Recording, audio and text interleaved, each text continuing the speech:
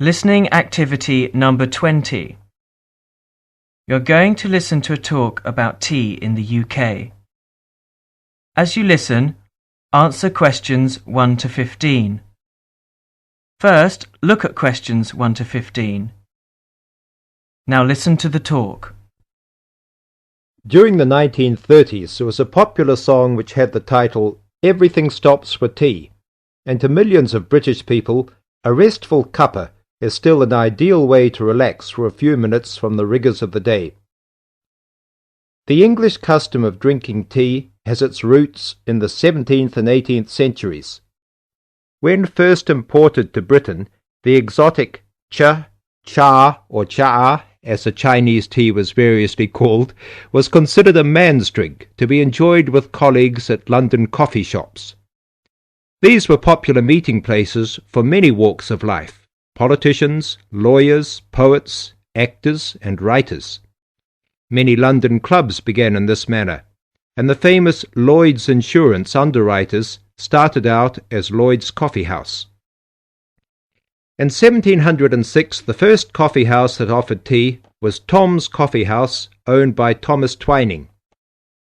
He realized that he needed to introduce an added attraction to compete with the many other coffee houses in London, and tea was rare, exotic, and extremely expensive. With these credentials, tea became an exclusive drink and enabled Twining to open a tea shop under the sign of the Golden Lion in the Strand. By the 18th century, the ladies of the more affluent classes were going China mad, using tea as an excuse for displaying their extravagant purchases of Chinese porcelain and Dresden tea sets. A comprehensive tea tray would consist of a teapot and stand, teacups and saucers, sugar bowl, milk jug, and basin for discarded tea and tea leaves. Tea was still expensive and kept in locked tea caddies. Skilled craftsmen fashioned caddies of carved inlaid woods fitted with crystal and precious metals. To ensure the servants weren't tempted by this priceless commodity, the caddy was kept locked, and only the mistress of the house held the key and prepared tea when guests came to visit. No well-brought-up young Englishwoman could consider herself socially acceptable unless she knew how to brew a proper cup of tea. As the 18th century progressed, changes in commerce and working hours resulted in the main meal of the day being taken much later in the evening.